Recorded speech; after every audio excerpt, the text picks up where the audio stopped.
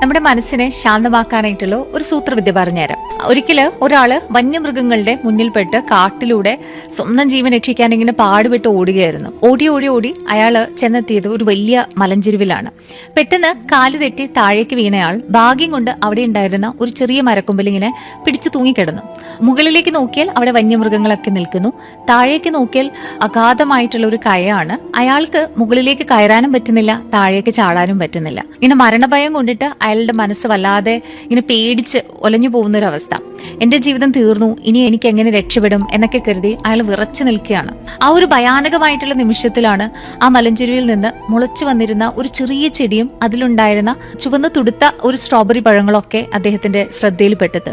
മരണത്തോട് ഇത്രയും അടുത്ത് നിൽക്കുമ്പോഴും അയാൾ പതിക്കെ തന്റെ ഒരു കൈ നീട്ടി ആ പഴം പറിച്ചെടുത്തു. എന്നിട്ട് പൂർണ്ണമായി അനുഭവിച്ച് അത് കഴിച്ചു. ആ ഒരൊറ്റ സെക്കൻഡില് അയാൾ തന്റെ ഭയങ്ങളെല്ലാം മറന്ന് ആ സ്ട്രോബെറിയുടെ മധുരത്തിൽ മാത്രം ജീവിച്ചു എന്നുള്ളതാണ് കഥ.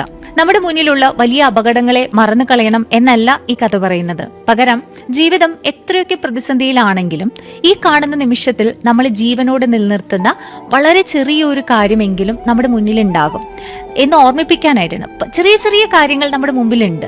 ആൻസൈറ്റി നമ്മുടെ മനസ്സിനോട് ചെയ്യുന്ന ഒരു ചതിയുണ്ട്. ഒന്നുകിൽ അത് നമ്മളെ പണ്ട് നടന്നു പോയ സങ്കടങ്ങളിലേക്ക് വലിച്ചഴിച്ചു കൊണ്ടുപോകും, അല്ലെങ്കിൽ നാളെ എന്ത് സംഭവിക്കും എന്നോർത്ത് വല്ലാതെ ഭയപ്പെടുത്തും. അങ്ങനെ വരുമ്പോൾ ഈ നിമിഷത്തിൽ എൻ്റെ കൂടെ എന്താണുള്ളത് എന്ന് ചിന്തിക്കാനായിട്ട് ബ്രെയിൻ മറന്നുപോകും.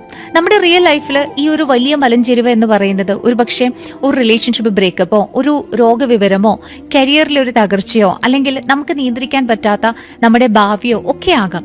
അവിടെ ആ സ്ട്രോബെറി പഴം എന്ന് പറയുന്നത് വളരെ ഒരു ചെറിയ കാര്യങ്ങളായിരിക്കാം. ചൂടുള്ള ഒരു കപ്പ് ചായ, പ്രിയപ്പെട്ട ഒരാളുമായിട്ടുള്ള ഒരു ഫോൺ കോൾ, അല്ലെങ്കിൽ ഒരു മെസ്സേജ്, നമ്മൾ ശ്വസിക്കുന്ന ഒരു ശ്വാസം, അല്ലെങ്കിൽ ശാന്തമായ ഒരു വൈകുന്നേരം. ജീവിതത്തിൽ ആകെ ഒരു അനിശ്ചിതത്വം തോന്നുമ്പോൾ നമ്മൾക്ക് ഇക്കാര്യങ്ങളൊക്കെ ചെയ്യാനായിട്ട് സാധിക്കണം. ഒന്ന് പോസ് ചെയ്ത് നമ്മളെ തന്നെ നമുക്ക് മനസ്സിലാക്കാനായിട്ട് സാധിക്കണം. ഗ്രൗണ്ടഡ് ആയിട്ടിരിക്കാനും നമുക്ക് മുമ്പിലുള്ള ചെറിയ ചെറിയ മാറ്റങ്ങളെ തിരിച്ചറിയാനും നമുക്ക് സാധിക്കണം.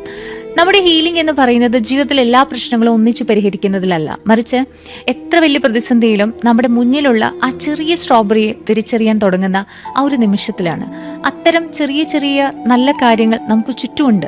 നമ്മളത് തിരിച്ചറിയുക തന്നെ ചെയ്യണം.